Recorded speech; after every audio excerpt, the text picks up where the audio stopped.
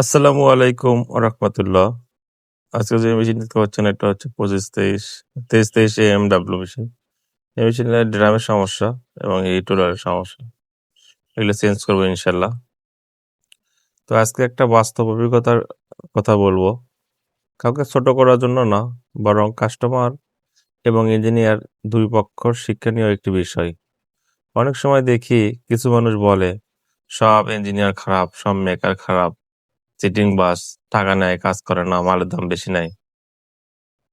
এখন একটা প্রশ্ন করি, সব ইঞ্জিনিয়ার যদি খারাপ হয় তাহলে এত মেশিন ঠিক করে কে?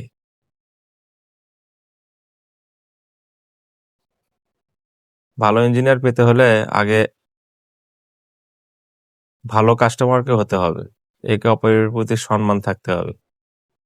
কয়েকদিন আগে একজন কাস্টমার আমাকে ফোন দিলেন, বললেন মেশিনের অনেক সমস্যা।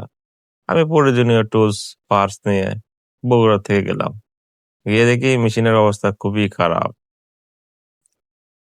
কপি কালো আসতেছে, মেশিনের মধ্যে সাউন্ড হচ্ছে, কটমট করতেছে, কয়েকটা গিয়ার নষ্ট। অনেকদিন সার্ভিস করা হয়নি আর কি।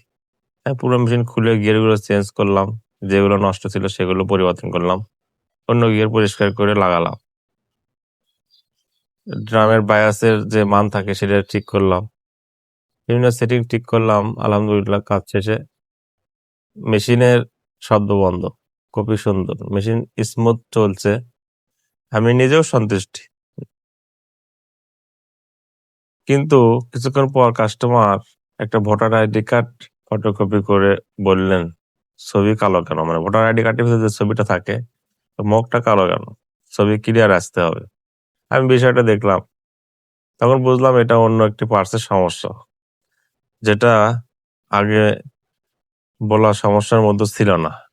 একটা বিষয় সবাইকে বুঝতে হবে, ডাক্তার যখন রোগী দেখে তখন যে রোগ ধরা পড়ে তার চিকিৎসা দেয়। পরে যদি নতুন রোগ ধরা পড়ে সেটার জন্য আবার আলাদা চিকিৎসা লাগে। কিন্তু একইভাবে ফটোকপি মেশিনের অনেকগুলো পার্টসের সমন্বয় চলে। এক সমস্যা ঠিক করলেও সব সমস্যা একসাথে ঠিক হয়ে যাবে এমন কোনো বিষয় নেই। আমি কাস্টমারকে বুঝিয়ে বললাম, ভাই এই সমস্যার কারণে এই পার্টস লাগবে, এই পার্টস পরিবর্তন করলে আইডি কার্ডের ছবি সুন্দর আসবে। কিন্তু উনি বারবার বলছেন কি ঠিক করলেন, কিছুই ঠিক হলো না।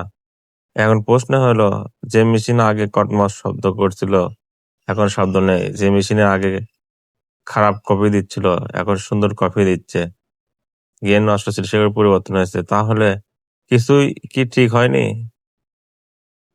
একটা মেশিনে যদি 10টা সমস্যা থাকে আর আপনি 5টা সমস্যা ঠিক করেন, তাহলে 5টা সমস্যা কি ঠিক হয়নি? আমরা অনেক সময় বাস্তবতা না বুঝে শুধু দোষারোপ করি। ইসলাম আমাদের ন্যায় বিচার শিক্ষা দেয়, ন্যায় বিচার করতে শিক্ষা দেয়। আল্লাহ তাআলা বলেন, হে মুমিনগণ, তোমরা ন্যায়ের উপর দৃঢ়ভাবে প্রতিষ্ঠিত থাকো। সূরা নিসা আয়াত নম্বর 135। অন্যর পরিশ্রমের মূল্যায়ন করা ন্যায় বিচারের অংশ।